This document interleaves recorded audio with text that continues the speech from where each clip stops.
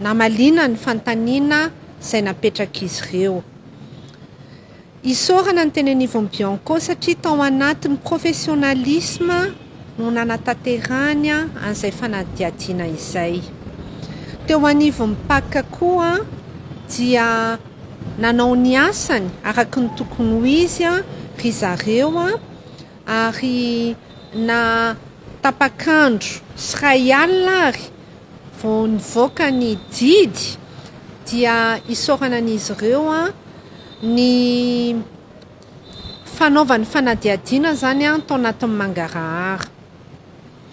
Ny tenako amin'ny matompona andraikitra voalohany eto anivon'ny tanàna Antananarivo dia mametoky ny mponina fa anao ny farahieriko miaraka amin'ireo mpiara-miasa amiko mba anatsara, andamina ary ametraka indrindra kosa mangarahara izay eto Antananarivo mba ho tena mendrika ny renivohitry Madagasikara ity tanànantsika ity. Eto dia manararaotra ny tenako, maneho ny fahavononako ny amin'ny fitantanana mangarahara, ny fahavononako koa hiasa ho an'Antananarivo miaraka amin'ny mpiara-miasa amiko ary mametoko ny mponina Antananarivo miara-mientana isika anarina ny tanàna, andamina ny tanàna, anadio ny tanànantsika. Raha 120 miliara ariary teo amin'ny CNAPS sy ny SMGD kosa indray izay tsara ho fantatritsika ihany koa ny mahakasika izany dia nahiditra ponja vonjimaika ny tale général ny CNAPS teo aloha Mamy Rakotondraibe zany napetraka eo ambany fanaraha-maso ny fitsarana kosa ny ben'ny tanàna Antananarivo renivohitra Arlala Ramanatsoa sy Claudia Andretsitoaina ny tale général ny SMGD ary olona misy telo hafa taoriny ny akaran'izy ireo fampanoavana teny amin'ny Pâques omaly alakamisy 17 ny volana novambra zany hoe omaly ireto olona ireto izay voaresaka tamin'ity raharaha SMGD sy ny CNAPS ity izy ireo izay voarohirohy tamin'ny resaka findramam-bola 120 miliara ariary nataon'ny SMGD tao amin'ny CNAPS tamin'ny taona 120 zany hoe tamin'ireo olona miisa 17 niakatra fampanoavana omaly zany dia no afahana vonjimaika ny folo tamin'izy ireo raha ny loharanom-baovao hatrany raha ny vaovao misy hatrany ary miazakazaka hoe aza zavatra izay dia ny tale général ny CNAPS teo aloha zany Mamy Rakotondraibe no nahiditra ponja vonjimaika ary eo ambany fanaraha-maso ny fitsarana kosa ny ben'ny tanàna Antananarivo renivohitra Ramatoa Arlala Ramanatsoa sy Claudia Andretsitoaina izay tale général ny SMGD moa zany mazava ho azy ny antony ilazantsika an'izany dia le hoe miazakazaka ny toedraraha, miazakazaka ihany koa ny raharaha-pirenena ka tsara amintsika malagasy, tsara amintsika rehetra izay efa niroso ary nanio fahavononana iroso amin'izany ataontsika hoe fanovana izany no mahafantatra izany rehetrarehetra izany. Misy ihany koa moa ny fiaonan'ny Bianco amin'izao ora itenenantsika izao eny amin'ny Bianco eny Ambobao eny fiaonana amin'ny mpanao gazety anaovana ny tatitra hoe nasiana ny zavatra nisy ary ny tsara ho fantatry ny olona ihany koa dia hoe nanahoana izay zavatra niseho izay teny anivon'ny Bianco raha ohatra ka ny teny anivon'ny Pâques omaly sy androany ireo resantsika ireo satria raha ny teny anivon'ny Pâques omaly sy androany zany araka ny voalazantsika teo dia ny raha mahakasika n'ilay SMGD sy ny CNAPS no niakatra fampanoavana teny amin'ny Pâques omaly ary te amin'ny ity androany ity kosa ny raha mahakasika ny Madagascar Airlines zany no iakaran'ny Rina Rakotomanga sy ny vadiny moa zany eny amin'ny Pâques amin'izao fotoana izao ary ezahana ho ampitaina amintsika ny tsara ho fantatra mahakasika izany ezahana ho ampitaina amintsika eto ihany koa ny vokatra izay fanadihadiana sy ny fitsarana eny anivon'ny Pâques izay no tsara ho fantatra mahakasika an'iny satria dia any avokoa ny masony rehetra amin'izao fotoana izao satria manoloana ny toejava-misy hoy araky ny teneniko teo a ny toejava-misy eto amin'ny firenena ny ainga tamin'ilay fitakiny ny vahoaka malagasy ihany koa de efa nihitatsika ary efa fantatry ny rehetrarehetra iny fa ny premier ministre lehibe ny gouvernemanta no ataontsika hoe nampita toromarika mazava ho an'ny ministry ny fitsarana na ny mpitahiry ny fitombo-kasem-panjakana hamongorana ireo tsy maty manota eto amin'ny tany sy ny firenena. Arak'izany moa de tafiditra ao anatin'ilay dingana voalohany raha azo lazaina raha izay no azo ilazana azy, tafiditra ao anatin'ilay dingana voalohany amin'ny fanadiovana sy fanarenana ny fitantanana ny raharaham-panjakana. Zay ny dingana voalohany zany, fanadiovana sy fanarenana ireo fitantanana rehetra mahakasika ny ataontsika hoe raharaham-panjakana. Izany moa zany ny tanjona ao anatiny de le hoe famerenana ny fahatokisan'ny vahoaka voalohany indrindra, ary famerenana ihany koa ny fahatokisan'ireo mpiara-mombonantoka amin'ny fanjakana, ary indrindra tafiditra ao anatin'ny politika ny fanavaozam-pirenena zany raha ny fanazavana moa zany ao anatin'izay zavatra zay. Ary zay no iresahana hoe dingana voalohany zany izay resaka hoe fanadiovana sy fanarenana ny fitantanana ny raharaham-panjakana izay. Raha miditra amin'izany ataontsika hoe fanadiovana sy fanarenana izany zany de tsy maintsy misy ny fanesorana ireo izay ataontsika hoe tsy nanaraka ny lalàna, fanesorana ireo izay ataontsika hoe sakatsakana tsy nampirindra izany ataontsika hoe fitantanana ny raharaham-panjakana izany, fanadiovana sy fanesorana ireo ataontsika hoe mpahazo tombotsoa manokana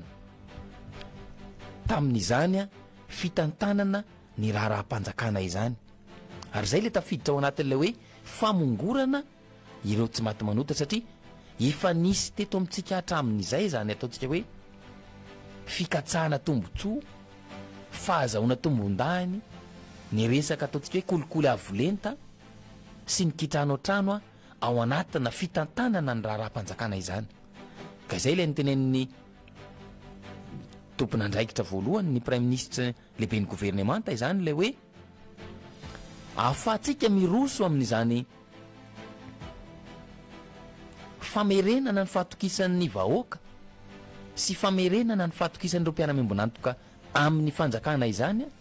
de tsy maintsy hofongorona aloha ireo tsy maty manota eto amin'ny tany sy ny firenena. Amin'ny fotsy miangatra aloha araky nefa nateneniko ihany de zava-dehibe zay, satria ny tena fototry ny fitakiany vahoaka malagasy, averiko foana, ny tena fototry ny fitakiany vahoaka malagasy iny de ilay famerenana ny rariny, ny sin'ilay ataontsika hoe fitoviana tena anivon'ny fiarahamonina, ary koa ny fampanjakana ny fahamarinana. Takina zany ataontsika hoe rariny zany eto amin'ny tany sy ny firenena, satria raha ohatra votsivotsy vitsivitsy ny raisitsika, raha ohatra ka samy malagasy zao ihany de tsy rariny kosa raha ohatra ka misy ilay ataontsika hoe eo ambonin'ny lalàna ireo tsy maty manota zany, de misy ihany koa ireo voafehy na hoe eo ambanin'ny lalàna. Raha ny lalàna mipetraka nefa de hoe tsy misy na iray aza olona tokony ho eo ambonin'ny lalàna, eo ambany fifehezan'ny lalàna avokoa ny olona rehetra, tsy misy ankanavaka na iza na inona toerana misy azy. Ho famongorana an'izay zany de tsy maintsy misy dinka anao arahana, tsy maintsy misy lalovanao ahafahana miroso amin'izay. Ohatra iray amin'ilay tsirariny le niteneniko teo hoe tsirariny raha misy olona ao ambony lalàna, ny hafa kosa eo ambanin'ny lalàna, de eo mipetraka amin'ny fantanina fa iza moa zany ireto olony reto no hoe eo ambonin'ny lalàna izy. Zay ny fantanina petrakitsika eny amin'ny fiarahamonina, ary zay miteraka fisaraham-bazana ho an'ny samy malagasy izay fanjakany tsirariny iny anivon'ny fiarahamonina zay. Ohatra tsotra ihany koa hoe rariny ve raha ohatra ka ny quartier iray raha tsy ilaza afatsy hoe izy ny ao an-tsaiko anaty hazo anaty hazo isotry tapaka mandrakariva ny jiro nefa ny ao akaikiny eo ataontsika hoe 67 hectara tsy ahitana jiro tapaka mihitsy nefa samy mpanjifa ny jirama zao avokoa, samy mandoa facture ny jirama avokoa. Izay le tsy rariny zay, ary zay tsy rariny zay ny adina sy ny takina.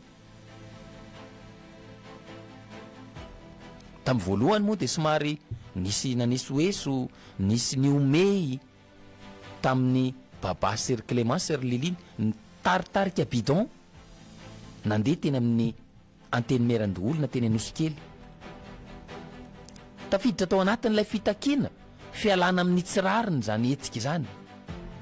Taorin'izay moa dia nanampy isika rehetrarehetra, ny vahoaka malagasy rehetra, ary saha nijoro sy naneho hevitra naneho an'izay fitakina fialana amin'ny tsy rariny izay. Efa voaresakitsika matetika ihany koa ilay hoe tsy rariny raha ohatra ka tany efa noveloman'ny ray aman-dreny be teo aloha, efa teo avokoa ny ainany tantsaha izay taranak'ilay olona anankiray. Rehefa tonga ny taona 7 na 4 alaina ilay tany. Aiza zany ny veloman'ilay olona? Ilay fakanan'ilay tany amin'io tsy misy teny iarana, tsy misy fifampiresahana, tsy misy an'ilay fanonerana, tsy misy toerana hafa ahafahana mametraka an'ilay olona hoe hoaiza izy avy eo. Izany zavatra zany trangana tsy rariny niseho teto amin'ny tany sy ny firenena, ary zay ny antony nijoroantsika, nijoroantsika olom-pirenena malagasy, nijoroan'ny malagasy iray manontolo na ny teto Madagasikara na ny tany ivelany izay sorana azy ireo nanolo-tanana, na tamin'ny alalan'ny hevitra zany na tamin'ny alalan'ny ataontsika hoe fanohanana rabola izany amin'izay fitakina nataontsika izay isika malagasy, satria na tsy aro isika fa nanjaka loatra ny tsirariny teto amin'ny tany sy ny firenena. Nijaly isika noho izay tsirariny nanjaka teto amin'ny firenena izay. Izay ady amin'ny tsirariny izay zany na tonga atsika hijoro, na tonga ny malagasy rehetra ny ray feo na natevin-daharana ny fitakina teto amin'ny tany sy ny firenena. Izay le makasika ilay hoe tsy rariny, ohatra vitsivitsy zany, ary zay ilay hoe tsy maintsy misy dingana voalohany aho atao hiadina amin'ilay hoe tsy maty manota, hamongorana ilay hoe tsy maty manota eto amin'ny tany sy ny firenena. Ohatra le nresahako teo fa ireny moa raha goavany zany 1.2 miliara ariary zany volana zany teo anivon'ny CNAPS sy ilay SMGD. Raha goavana reharehan'ny Madagasikara ihany koa izany ataontsika hoe fitanterana anabakabaka izany, izay hitantsika amin'izao fotoana ny fampotehany. Rariny ve raha firenena goavana tahaka ny Madagasikara tsy manana fiaramanidina afa-tsy roa? Rariny ve raha firenena goavana nosy lehibe tahaka ny Madagasikara mikorosofahana ny kompania mpitanterana anabakabakany? Dia tokony adiny zay tsy rariny zay hametrahana ny ataontsika hoe fanavaozana, fanarenana eo amin'ny fitantanana voalohany indrindra, mba ho fanarenana ny firenena iray manontolo. Nangatana ihany koa ny fitoviana. Eo moa zany le hoe fitovian-jo. Zava-dehibe io resaka fitoviana io ary izay ihany koa no ataontsika hoe niteraka lonilony, niteraka fahasamihafana teny anivon'ny fiarahamonina izay ataontsika hoe tsy fitoviana izay. Misy ilay hoe fahasamihafana ohatra akaika lay ataontsika hoe fanaovana concours am'izao mantsy efa hidirana indray zao ny eny amin'ny greffier moa sa inona le efa isy concours sokafana zany am'izao a de andrasantsika ny mampangaraharany zany a mba hanana ny mpifaninana rehetra fitoviana zo fitoviana lenta amina fifaninanana tahaka ireny satria ny zava-nisy hatramin'izay mantsy de hoe na eo azany mari-pahaizana mitovy ny diplôma zany mitovy samy manana master 2 ohatra na master 1 ilay mpifaninana samy nanana naoty tsara tany ampianarana ireo mpifaninana samy mafehy ny teny français samy manana traikefa amin'izay sehatra misy azy kanefa kosa tsy mitovy ny herijika hahafahany ireo a mpifaninana ireo satria ny antony de tsotra zanaky ny generaly atsy a na hoe zandry ny ministra tatsy a na hoe kozinina ny tale generaly aroa na ihany koa sipasipan'ny ministra atsy a ireny a manana chance kokoa ho afaka raha mitaha amin'ilay zana-bahoaka hafa tia mpifaninana aminy zavatra nisy teto amintsika zany ary zavatra misy tokony ho ravana hialana amin'ilay hoe fisiny ny fahasamihafana ny ainana teto amintsika zany ary zay ne ny mahatonga an'ilay hoe kolikoly satria samy mba teo afaka ihany a de tsy maintsy mitady lalana zany ny ankamaroany ny sasany misy ary maro mihitsy ny